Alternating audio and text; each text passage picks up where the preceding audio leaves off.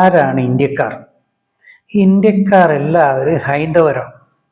ഈ ഒരു ചോദ്യത്തിൽ നിന്ന് ചില കൊച്ചു കാര്യങ്ങൾ ഞാൻ നിങ്ങളോട് ഷെയർ ചെയ്യാൻ ആഗ്രഹിക്കുന്നു.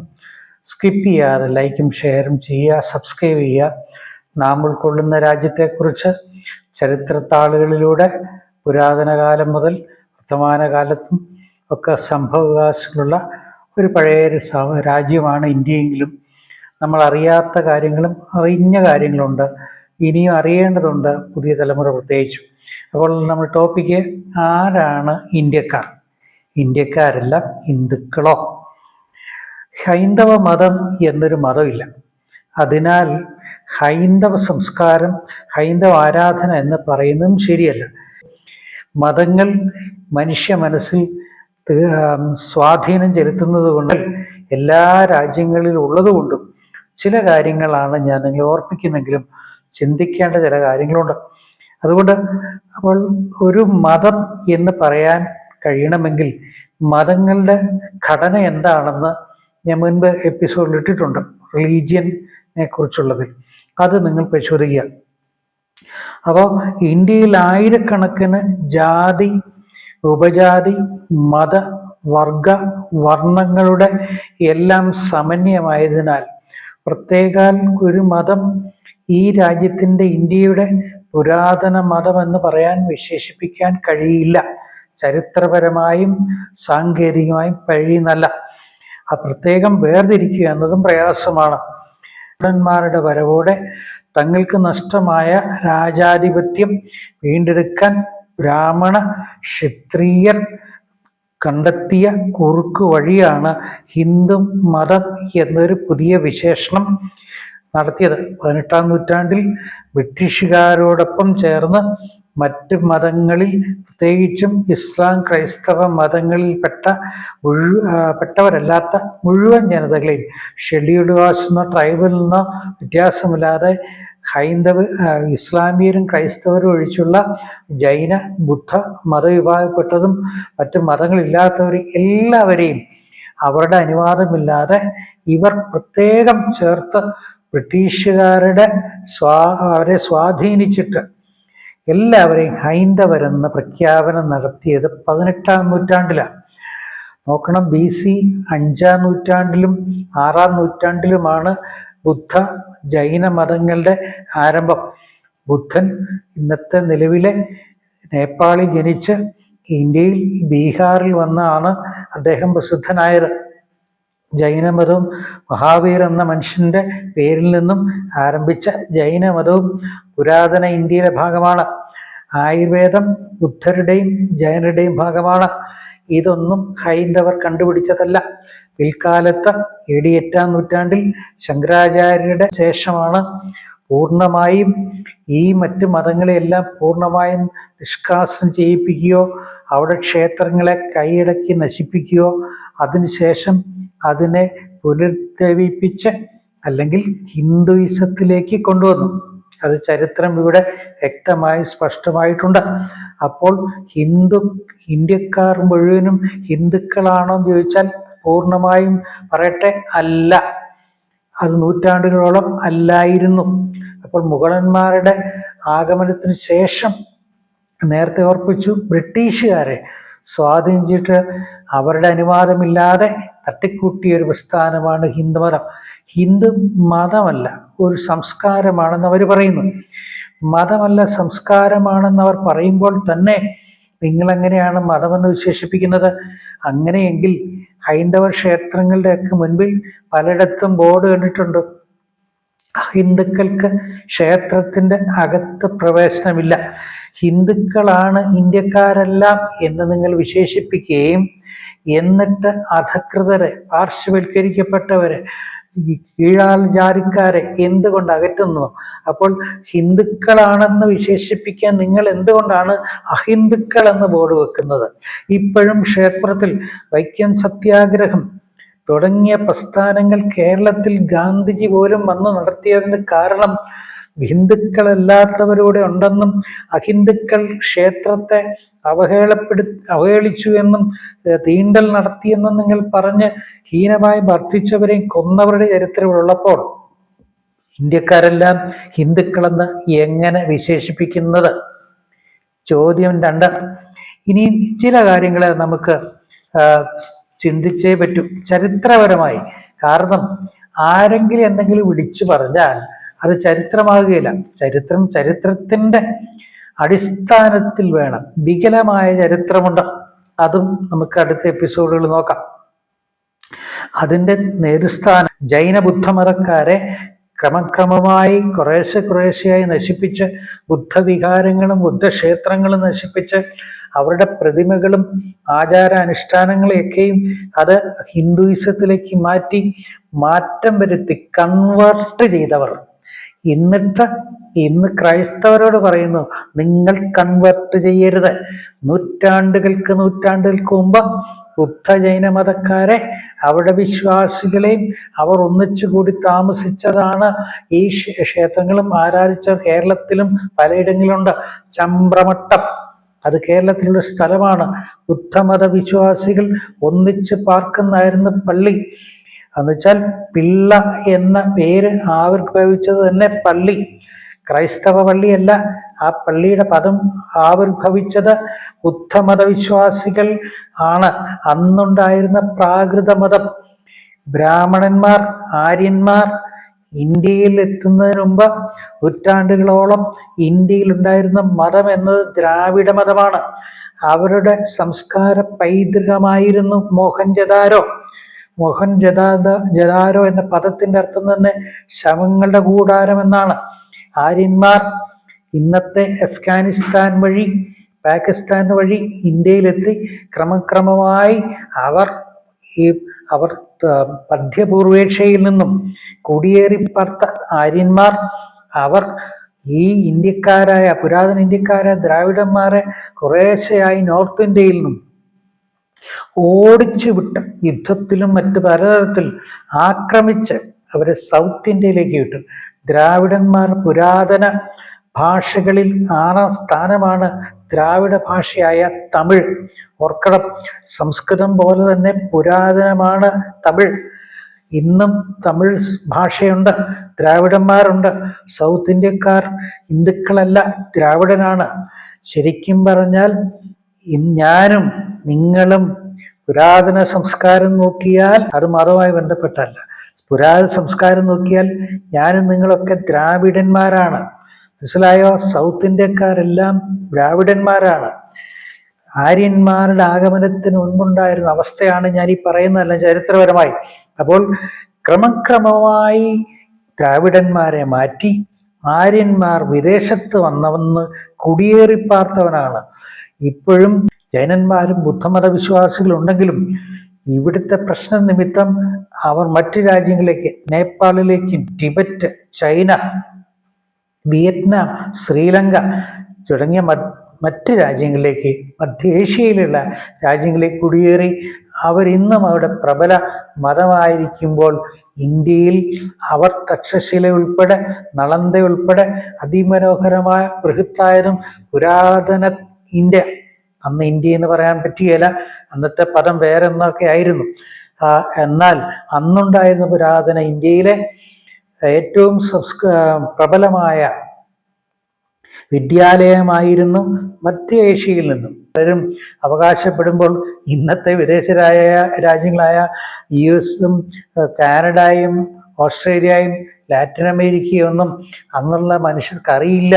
പ്രിയപ്പെട്ടവർ, അതുകൊണ്ട് നളന്ദ, തക്ഷശില ഇതൊക്കെ പുരാതനമായിരുന്നു, ഇന്ത്യയിൽ ആരംഭിച്ച ലോകത്തിൽ അങ്ങനെ, അത് ഇന്ത്യയിൽ മാത്രമുള്ള എന്ന് പറയുമ്പോൾ അന്ന് ഈ രാജ്യങ്ങൾ ആരെ കണ്ടെത്തിയത്? നിങ്ങൾ കണ്ടെത്തിയോ? ഇല്ലല്ലോ. അപ്പോൾ പുരാതന രാജ്യത്തുണ്ടായിരുന്നതെല്ലാം ചരിത്രം വ്യക്തമായി നിങ്ങൾ പഠിച്ചിട്ട് വിളംബരം നടത്തി, ചുമ്മാ വിളിച്ചു പോവാതെ. പുരപ്പകത്ത് കോഴി കയറി പൂവൻകോഴി കൂവുന്ന പോലെ കൃത്യമായി ഇങ്ങനെ കൂവിക്കൊണ്ടിരിക്കാതെ ചരിത്രപരമായി നോക്കുക. ഈ പറഞ്ഞതൊന്നും ഹൈന്ദവർ ആരംഭിച്ചതല്ല. അവർ ഉള്ള അറിവിനെ അവരുടെ ജനങ്ങൾക്ക് മാത്രമല്ലാതെ മറ്റാർക്കും കൊടുത്തിരുന്നില്ല. എന്നാൽ ജൈനന്മാരും ബുദ്ധന്മാരുമാണ് ആയുർവേദവും അന്നത്തെ പഠന മേഖലയിൽ ആരംഭിച്ചതും. അതും ഈ പ്രദേശങ്ങളിലുള്ളവർ മാത്രമായിരുന്നു എന്നും മറക്കരുത്. നൂറ്റാണ്ടുകളോളം കത്തോലിക്ക മതവും പാപ്പാമാരും രാജാക്കന്മാരും ജനങ്ങളെ ഇതേപോലെ തന്നെയായിരുന്നു ഭരിച്ചു എന്ന് മറക്കരുത്. അതുകൊണ്ട് ഇന്ത്യയിൽ മാത്രമല്ല പുരാതന ലോകങ്ങളിൽ പലയിടങ്ങളിലും സ്വാധീനങ്ങൾ ഉണ്ടായിരുന്നു. പക്ഷെ പാശ്ചാത്യരുടെ പ്രത്യേകത ഒരു മതവും ഒന്നോ രണ്ടോ ഭാഷ ഒരു വിഭാഗമല്ലാതെ ഇന്ത്യയിലുള്ളതുപോലെ ജാതി ഉപജാതി വർഗം വിഭാഗം ഒന്നും ഇന്നും അന്നും പാശ്ചാത്യർക്കില്ലായിരുന്നു. ലോകത്തിൽ ഏറ്റവും കൂടുതൽ ജാതി ഉപജാതി ഉള്ളത് ഇന്ത്യക്കാർക്കും പിന്നെ ആഫ്രിക്കയിലാണ്. ഓരോ ഗോത്രങ്ങൾക്കും ഓരോ തരത്തിലുള്ള സംസ്കാരങ്ങളും ഓരോ തരത്തിലുള്ള ദേവീദേവന്മാരും ഓരോ തരത്തിലുള്ള ആരാധനകളും മൂർത്തികളും ഒക്കെ ആയിരുന്നു ഇന്നും ചരിത്രമുണ്ട്. അപ്പോൾ ഇന്ത്യക്കാർ ആരാണെന്ന് ചോദിച്ചാൽ ഇന്ത്യക്കാർ സമ്മിശ്ര ജാതിയാണ്. പൂർണ്ണമായും ഞാൻ ഇന്ത്യക്കാരെന്ന് അവകാശപ്പെടാൻ കഴിയില്ല. എന്നാൽ ഞാനും നിങ്ങളും ദ്രാവിഡന്മാരാണ്. സമ്മിശ്ര ജാതിയായി മുഗളന്മാരുടെയും അറബികളുടെയും യഹൂദന്മാരുടെയും പാശ്ചാത്യരുടെ അതിൽ പോർച്ചുഗീസ് ബ്ലഡും ബ്രിട്ടീഷ് ബ്ലഡും ഫ്രഞ്ച് ബ്ലഡും ഒക്കെ അല്ലെ എല്ലാ തരത്തിലും ബ്ലഡുകൾ സമ്മിശ്രമായ ഒരു ആവിയൽ ജാതിയാണ് ഇന്ത്യക്കാർ. അതുകൊണ്ട് ആരാണ് ഇന്ത്യക്കാരെന്ന് ചോദിച്ചാൽ പറയണമെങ്കിൽ DNA പരിശോധിച്ച് പറയാൻ പറ്റും. ഇന്ത്യയിലെ ഉള്ളവരെല്ലാം ഹിന്ദുക്കളാണെന്ന് ചോദിച്ചാൽ അല്ലേ അല്ല. സംശയമുള്ളവർ ഞാനിതിൻ്റെ ഡിസ്ക്രിപ്ഷൻ ബോക്സിൽ കൊടുക്കാം. ഏത് പുസ്തകങ്ങൾ ഡയറക്റ്റ് എടുത്തതുണ്ട്, കോട്ടർ ചെയ്തുകൊണ്ട്, ഇന്ത്യക്കാരെഴുതിയ പുസ്തകമുണ്ട്, വൈദേശികർ എഴുതിയ പുസ്തകമുണ്ട്. സംശയമുള്ളവർ പരിശോധിച്ചിട്ട് ആക്രോശിച്ചാൽ മതി. അതുകൊണ്ട് നാം ഇന്ത്യക്കാരാണെന്ന് ചോദിച്ചാൽ പൂർണ്ണമായിട്ടുമല്ല. ഇന്ത്യക്കാരാരാണ്? പൗരാണികവും ഒക്കെ ആയിരുന്ന നമ്മൾ സമ്മിശ്ര ജാതിയാണ്. ഹൈന്ദവരാണോ? അല്ല. ജൈനന്മാരും ബുദ്ധന്മാരും ഇപ്പോഴും ഉണ്ട്. അവരൊന്നും ഹിന്ദുക്കളാണോ? അല്ല. പക്ഷെ ഇന്നത്തെ ഇവിടുത്തെ നിയമപ്രകാരം അവർ ഇവിടെ നൂറ്റാണ്ടുകളായി പരമ്പരയായി ജനിച്ചു വളർന്നുകൊണ്ട് അവർ ഇന്ത്യക്കാരെന്നും ഹിന്ദുക്കളെന്നും അറിയപ്പെടുന്നുവെങ്കിലും ശരിക്കും പറഞ്ഞാൽ അവർ ഹിന്ദുക്കൾ അല്ല. അവർ ഹിന്ദുക്കളായിരുന്നെങ്കിൽ ജൈനരുടെയും ബുദ്ധരുടെയും ക്ഷേത്രങ്ങൾ, നമ്മൾ നേരത്തെ പറഞ്ഞ പള്ളി, അതായത് അന്നുണ്ടായിരുന്ന പ്രാകൃത ഏതോ മതവിശ്വാസത്തിൽ നിന്നും ബുദ്ധമതത്തിലേക്ക് കൺവേർട്ട് ചെയ്തവരെ വിളിച്ച പേരാണ് പിള്ള. അങ്ങനെ ആ പദത്തിൽ നിന്നാണ് മലയാളത്തിൽ ലോപിച്ചു വന്ന എൻ്റെ മുൻപ് ആരംഭകാലത്തെ എപ്പിസോഡിൽ ഞാനത് കൊടുത്തിട്ടുണ്ട്. മതത്തിലേക്ക് അകൃഷ്ടരായി വന്നവരെ അറിഞ്ഞിരുന്ന പേരാണ് മാർഗം പിള്ള. അതിൽ നിന്ന് പുരുഷൻ പിള്ളയും ആ സ്ത്രീയെ പെണ്ണും പിള്ളയെന്നും പറഞ്ഞു. ആ പദം ഇന്ന് പഴയ തലമുറ, പുതിയ തലമുറ പറയല. ഈ പെണ്ണും പിള്ള ഏതാ? ഈ പെണ്ണും പിള്ള, ഈ പെണ്ണും പിള്ളക്ക് വിവരമില്ലേ? ഇന്ന് നമ്മൾ പറയുന്നത് 40 വയസ്സിലധികം പ്രായമുള്ള ഒരു സ്ത്രീ എന്ന നിലയിൽ, ഏത് ജാതി എന്നോ മതമെന്നോ അടിസ്ഥാനത്തിലല്ല, ഒരു സ്ത്രീ എന്ന നിലയിൽ ഈ പെണ്ണും പിള്ള സ്ത്രീ എന്ന നിലയിൽ വിളിക്കുമ്പോൾ മാർഗം കൂടിയ പിള്ളയാണ് മാർഗം പിള്ള. അങ്ങനത്തെ മാർഗം കൂടിയ പിള്ളയുടെ ഭാര്യയെ പെണ്ണും പിള്ള എന്ന് വിളിച്ചു. പള്ളി, ക്രൈസ്തവർക്ക് പള്ളി എന്ന് പറയുന്നത് തെറ്റാ, അത് ചർച്ചാണ്. ഇസ്ലാമിയർക്ക് പള്ളി എന്ന് പറയുന്നത് ശുദ്ധ അസംബന്ധമാണ്, അത് മോസ്കാണ് ഭാഷാപരമായി. കാരണം ഇത് രണ്ടും വൈദേശിക മധ്യപൂർവേഷ്യയിൽ നിന്ന് വന്നതാണ്. ക്രിസ്ത്യനും യഹൂദനും ഇസ്ലാമിയരും. അതുകൊണ്ട് ഇസ്ലാമിയർക്ക് പള്ളിയല്ല, മോസ്കാണ്. ക്രൈസ്തവർക്ക് ചർച്ചാണ്, റിക്കാർഡിക്കലിയും സഭയാണ്, പള്ളിയല്ല. എന്നാൽ ജനങ്ങൾ അങ്ങനെ പറഞ്ഞു വന്നതിന് ഞാൻ ഉത്തരവാദിയല്ല.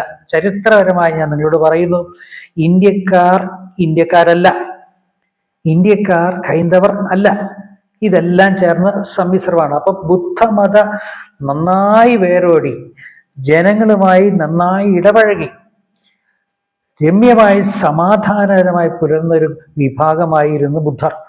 ജൈനർ അവർക്ക് പ്രത്യേക വിശ്വാസധാരയിൽ പ്രത്യേക ഇതൊന്നും ഇല്ലായിരുന്നു. ബുദ്ധന്മാരെ പോലെ കുറെ കൂടെ വ്യത്യസ്തമായിരുന്നെങ്കിലും അവരും സമാധാനപരമായി ഈ രണ്ടു കൂട്ടരും അവിടെ വിശ്വാസികളെ, അവർ അംഗമായിരിക്കുന്നവരെ വീടിന് ചുറ്റും പ്രകൃതി ശുദ്ധമായിരിക്കാനും വായു ശുദ്ധമായിരിക്കാൻ വേണ്ടി നല്ല ചെടികളും മരുന്ന് ചെടികൾ പ്രത്യേകാൽ നട്ടുപിടിക്കണമെന്ന് നിഷ്കർഷിച്ചിരുന്നു. അതാണ് ആയുർവേദത്തിന്റെ ഘടകമായത്. ഓരോ വീട്ടിലും ചുറ്റുവട്ടത്തും നട്ടു വളർത്തുന്ന മരുന്നുകൾ അവർക്കും അവരുടെ കുടുംബങ്ങൾക്കും അവരുടെ ആ മതവിശ്വാസികൾക്ക് പ്രയോജനമായി തീരാനാണ് ആയുർവേദം കൊണ്ടുവന്നത്. അത് ഇന്ത്യക്കാരുടേതല്ല, അത് ഹിന്ദുക്കളുടേതല്ല. മനസ്സിലാക്കുക, ചരിത്രം വായിക്കുക. അപ്പോൾ ക്ഷത്രിയർ, വൈശ്യർ, ശൂദ്രർ, ഈഴവർ, അരയൻ, പുലയർ, പറയർ, ഉള്ളാടന്മാർ, നായാടികൾ ഇവരെല്ലാം ദ്രാവിഡന്മാരല്ലേ? ഇന്ത്യക്കാർ ബ്രാഹ്മണരാണോ? പറയണം. ഇന്ത്യക്കാർ, ഇന്ന് നിലവിലുള്ള ഇന്ത്യക്കാർ ബ്രാഹ്മണരാണോ? അല്ല. അവർ മധ്യപൂർവേഷ്യയിൽ നിന്ന് കടന്നു വന്നതാണെന്ന് ചരിത്രം വ്യക്തമായി പറയുമ്പോൾ ഇന്ത്യക്കാർ നമ്മളെല്ലാം ചേർന്നതാണ് ഇന്ത്യക്കാർ. അതുകൊണ്ട് ഇന്ത്യയിലെ ക്രൈസ്തവരെല്ലാം വിദേശ രാജ്യങ്ങളിൽ പോകണമെന്നും ഇന്ത്യയിലുള്ള ഇസ്ലാമിക്കാരെല്ലാം മറ്റ് ഇസ്ലാം രാജ്യങ്ങളിൽ പോകണമെന്ന് പറഞ്ഞാൽ നിങ്ങൾ അങ്ങോട്ട് പോകും. ആര്യന്മാരായ ഇവിടെ എഴുന്നള്ളി വന്ന, കടന്നു കയറി വന്ന ആര്യന്മാരെന്ന് പറയുന്ന ഹിന്ദുക്കൾ നിങ്ങൾ ഏത് രാജ്യത്തേക്ക് പോകും? തരണം. ചോദ്യങ്ങൾക്ക് മറുപടി തന്നേ പറ്റും. അതുകൊണ്ട് ഇന്ത്യക്കാരാരാണെന്ന് ചോദിച്ചാൽ ഞാനും നിങ്ങളും ചെയ്യുന്ന സമ്മിശ്ര വിഭാഗമാണ്. ആരുടേതും സ്വന്തമാണെന്ന് അവകാശം എന്ന് പറയാൻ കഴിയില്ല. എന്നാൽ പാശ്ചാത്യ ദേശങ്ങളിൽ അങ്ങനെയല്ല. അതുകൊണ്ടാണ് ആര്യൻ എന്ന് വിവക്ഷിച്ചതും നാസി പാർട്ടിയും വന്നതും. അങ്ങനെയെങ്കിൽ ജർമ്മനിയാണെന്നാണ് ആര്യന്മാരുടെ എന്നും എൻ്റെ പോരാട്ടം എന്ന മീൻ കഫെ എന്ന തൻ്റെ പുസ്തകത്തിൽ പലയിടങ്ങളിലായി അഡോൾഫ് ഹിറ്റ്ലർ പറയുമ്പോൾ ആര്യന്മാർ ഇന്ത്യക്കാരാണോ? അല്ലല്ലോ. അത് യൂറോപ്പിലല്ലേ? അവർ യൂറോപ്യൻ വംശജരാണെന്ന് അറിയാവുന്നതാണല്ലോ. അതുകൊണ്ടാണല്ലോ ഈ അഡോൾഫ് ഹിറ്റ്ലർ അതിൻ്റെ പേരിൽ പ്രശസ്തനായത്. അപ്പോൾ ആര്യന്മാർ ഇന്ത്യക്കാരല്ല, പൂർണ്ണമായും ചരിത്രപരമായി ശരിയാണ്. അങ്ങനെയെങ്കിൽ യൂറോപ്പിലുള്ളവരെല്ലാം തന്നെ ഒന്നോ രണ്ടോ ജനവിഭാഗങ്ങളിൽപ്പെട്ടവരുടെ പിൻതലമുറയാണ്. എന്നാൽ ഇന്ത്യക്കാർ അങ്ങനെയല്ല. അറിയാം, മനസ്സിലായല്ലോ. പാശ്ചാത്യരെ അവരുടെ വേഷം കൊണ്ടും ഭാവം കൊണ്ടും നിറം കൊണ്ടും ശരീരത്തിൻ്റെ ഘടന കൊണ്ടും തിരിച്ചറിയാം. ഇതെല്ലാം ശാസ്ത്രപരമായി തെളിയിക്കാൻ കഴിയുമ്പോൾ ഞങ്ങൾ ഇന്ത്യക്കാരാണ്, ഇന്ത്യക്കാർ ഞങ്ങളാണ്, വിദേശികളെല്ലാം ഇവിടെ വിട്ടുപോകണമെന്ന് എങ്ങനെ നിങ്ങൾ പറയും? അങ്ങനെയെങ്കിൽ ആര്യന്മാരെ നിങ്ങൾ ആദ്യം ജർമ്മനിയിലേക്ക് കുടിയേറ്, ഇവിടുത്തെ ബ്രാഹ്മണരെല്ലാം അങ്ങോട്ട് പോകും. എന്നിട്ട് ഞങ്ങൾ ഇവിടെ ഉള്ളവർ തീരുമാനിക്കുക എങ്ങോട്ട് പോകണം, ജീവിക്കണമെന്ന്. മനസ്സിലായല്ലോ? അവകാശപ്പെടുമ്പോൾ ചരിത്രപരമായ കാര്യങ്ങൾ തെളിയിക്കണം. ഹിന്ദുയിസം ഒരു മതമല്ല. ഇന്ന് വിശേഷിപ്പിക്കുന്ന ഭാരതീയത ബ്രാഹ്മണിസമാണ്. അതായത് ആദ്യമായി ഹിന്ദു അല്ലെങ്കിൽ സിന്ധു എന്ന് പറഞ്ഞത് പുരാതന പാഴ്സികൾ അല്ലെങ്കിൽ ഇന്നത്തെ പേർഷ്യൻ ആൾക്കാരാണ്. ഹിന്ദുക്കുഷ് പർവ്വതത്തിന് അപ്പുറത്തുള്ളവരെ എല്ലാം അവർ ഹിന്ദുസ് എന്ന് വിളിച്ചു. ബൈബിളിൽ എസ്തേറിന്റെ പുസ്തകത്തിൽ പറയുന്ന ഹിന്ദുദേശം എന്നത് അന്നത്തെ പാഴ്സി സാമ്രാജ്യത്തിന്റെ ഭാഗമായിരുന്നു. അതായത് ഇന്നത്തെ അഫ്ഗാനിസ്ഥാൻ, പാകിസ്ഥാന്റെ വടക്കേ ഭാഗം ഉൾക്കൊള്ളുന്ന 12 സംസ്ഥാനങ്ങൾ അല്ലെങ്കിൽ അത് കൂഷ്, എത്യോപ്യ മുതൽ അഫ്ഗാനിസ്ഥാൻ വരെയുള്ള ഭാഗമാണ് വിശുദ്ധ ബൈബിൾ എസ്തേറിന്റെ പുസ്തകം 1-ാം അധ്യായം 1-ാം വാക്യത്തിൽ പറയുന്ന അഹസ്വേരോസ് എസ്തഫാനസ് എന്ന പാഴ്സി സാമ്രാജ്യത്തിന്റെ ചക്രവർത്തിയുടെ കാലഘട്ടത്തിൽ പറയുന്ന ഹിന്ദു ദേശം എന്ന് പറയുന്നത് ഇന്നത്തെ ദേശമല്ല, അഫ്ഗാനിസ്ഥാനും പാകിസ്ഥാനും ഉൾപ്പെടുന്ന ഭാഗമാണ്. അപ്പൊ അതിൻ്റെ ഇപ്പറയുള്ള ഭാഗങ്ങളൊന്നും ഹിന്ദുക്കുഷ് പർവ്വതത്തിന് അപ്പുറയുള്ള ദേശങ്ങളെ ഹിന്ദുസ് എന്ന് വിളിച്ചു. ഇത് ഇന്ത്യക്കാരല്ല വിളിച്ചത്, ആര്യന്മാരല്ല വിളിച്ചത്, ദ്രാവിഡന്മാരല്ല വിളിച്ചത്, തമിഴന്മാരല്ല വിളിച്ചത്, തെലുങ്കരല്ല, മലയാളികളല്ല വിളിച്ചത്. പുരാണ ചരിത്രത്തിലുണ്ട്. അപ്പൊ സിന്ധു എന്നത് ഒരു മതവും ആയി ബന്ധപ്പെട്ടതല്ല. ഇൻഡസ് വാലി സിവിലൈസേഷൻ അല്ലെങ്കിൽ ചരിത്ര ഗ്രന്ഥത്തിൽ നിന്നും വായിച്ച് പഠിക്കുക. സെക്കൻഡ് വേൾഡ് വാറിന്റെ സമയത്ത് നാസികൾ എപ്രകാരം ജർമ്മനിക്ക് ഒരു പ്രശ്നമായിരുന്നോ അതുപോലെ തന്നെയാണ് ഇന്നത്തെ വർത്തമാനകാല ഇന്ത്യയിലെ ആര്യന്മാരെന്ന് പറയുന്ന ബ്രാഹ്മണരും തനത് ഇന്ത്യൻകാരെന്ന് പറയുന്ന ദ്രാവിഡരും തമ്മിലുള്ള പ്രശ്നം. അതുകൊണ്ടാണ് സ്റ്റാലിൻ എന്ന തമിഴ്നാട് മുഖ്യമന്ത്രിയെ, അതായത് ഒരു ബിഗ് സല്യൂട്ട് അദ്ദേഹത്തിന് കൊടുക്കുന്നു. എനിക്ക് വ്യക്തിപരമായ പരിചയമില്ല, എനിക്ക് രാഷ്ട്രീയവും മതവും താല്പര്യമില്ലെങ്കിലും അദ്ദേഹം തൻ്റെ ഇടത്തോടെ ഈ ഫാസിസത്തിനെതിരെ, അതായത് ഈ ബ്രാഹ്മണിസത്തിനെതിരെ അദ്ദേഹം ഒറ്റയാൾ പോരാട്ടമായി പോരാടുന്നതിന് കാരണം അദ്ദേഹം തികഞ്ഞ ദ്രാവിഡനാണ്.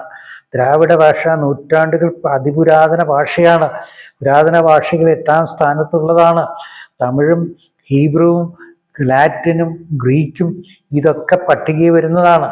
അതുകൊണ്ട് നമ്മുടെ ഭാഷയാണ് ശരിയെന്നും ഞങ്ങളുടെ മതമാണ് ശരിയെന്നും പറയാതെ ആദ്യം ചരിത്രം പരിശോധിക്കുക. അപ്പോൾ ഹിന്ദുയിസത്തിൽ നിന്നും ആര്യന്മാരായ ഈ ഒരുപറ്റം ജനത്തെ മാറ്റിയാൽ ഇന്ത്യ പുരോഗതി പേടുമെന്നുള്ളതിന് 100% ഉറപ്പ് പറയട്ടെ. പൗരാണിക കാലത്ത് ഇൻഡസ് വാലിയിൽ അതിപുരാതനമായ സംസ്കാരം നിലനിന്ന അതേ പൗരാണിക അവസ്ഥയിലേക്ക് അന്നുണ്ടായിരുന്ന വിജയവും സംസ്കാരവും വരണമെങ്കിൽ ഇന്നിവിടെ കുടിയേറി വന്ന ആര്യവർഗത്തിന്റെ സ്വാധീനം ഇല്ലാതായാൽ ശരിയായ തനതായ ഇന്ത്യക്കാർ ആരാണെന്ന് മനസ്സിലായി നമുക്ക് വിജയിക്കാം. ഇപ്പോൾ നിലനിൽക്കുന്ന ഇന്ത്യയുടെ കൾച്ചർ പാശ്ചാത്യരും വിദേശീയരുമായി നോക്കിയാൽ നമ്മൾ 100 വർഷം പുറകോട്ട് പോവുകയാണ്. ചാണകം ഭക്ഷിക്കുക, മൃഗത്തെ ഭക്ഷിക്കുന്നത് ലോകം ഉണ്ടായ ജന്മകാലം മുതലുണ്ട്. പക്ഷെ വിസർജ്യ വസ്തുക്കൾ, പക്ഷികളുടെ മൃഗങ്ങളുടെ വിസർജ്യ വസ്തുക്കൾ ഭക്ഷിക്കുക, മൂത്രം കുടിക്കുക, ഹീനമായത് 21ാം നൂറ്റാണ്ടിൽ പോലും അനുഷ്ഠിക്കുന്ന ഒരു ജനത എങ്ങനെ പുരോഗതി പ്രാപിക്കും? എന്നിട്ട് ഞങ്ങളുടെ പുഷ്പവിമാനം ഞങ്ങൾ കണ്ടുപിടിച്ചത്, റോക്കറ്റ് ഞങ്ങളാണ് കണ്ടുപിടിച്ചത്, ആദ്യത്തെ ഗഗനസഞ്ചാരി ഞങ്ങളുടേതാണെന്ന് പറയുമ്പോൾ ലജ്ജയില്ലേ? ചരിത്രബോധമുണ്ടോ? നിങ്ങളുടെ പുതിയ തലമുറയോട് എന്ത് പറയും?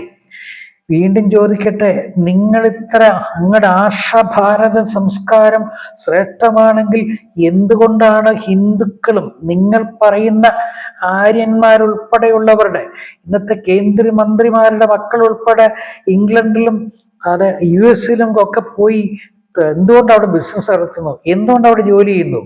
ഇവിടെ അത്ര പുരാതനവും ശ്രേഷ്ഠമാണെങ്കിൽ എന്തിനാണ് അങ്ങോട്ട് വലിഞ്ഞു കയറി പോയതെന്ന് ചോദിച്ചാൽ നിങ്ങൾ എന്തുത്തരം പറയും? അതുകൊണ്ട് പ്രിയപ്പെട്ടവരെ, സ്വയം വളരാതെ നാം നമ്മുടെ വേര് മനസ്സിലാക്കുക, നമ്മുടെ വേരുകൾ എന്തെന്ന് മനസ്സിലാക്കുക, നമ്മുടെ തായ്വേരുകൾ എന്താണ്, നമ്മുടെ രീതി എന്താണെന്ന് മനസ്സിലാക്കുക.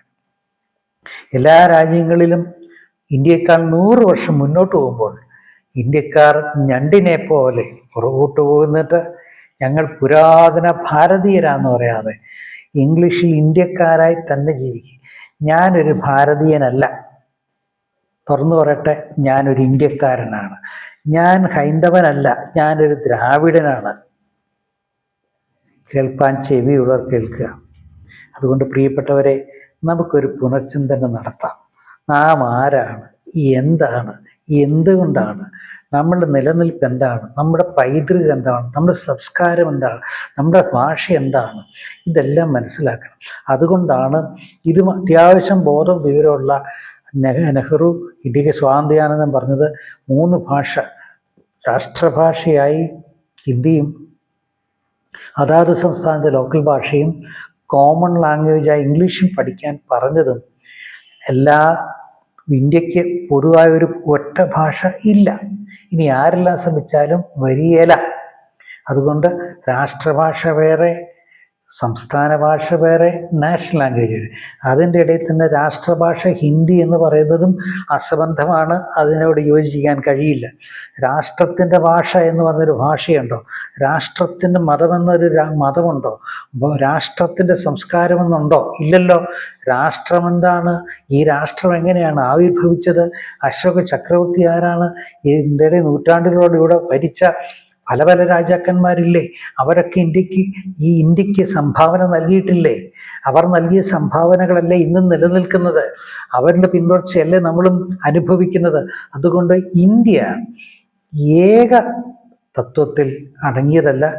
ബഹുസ്വരതയുടെ, ബഹുമതത്തിൻ്റെ, ബഹുഭാഷയുടെ എല്ലാം ചേരുന്ന സംയുക്തമായി ജീവിക്കാൻ കഴിയണം. അങ്ങനെ ജീവിച്ചെങ്കിൽ മാത്രമേ ഇന്ത്യക്ക് ലോകത്തിൻ്റെ നെറുകയിൽ വിജയക്കൊടി പാറിക്കാൻ കഴിയൂ.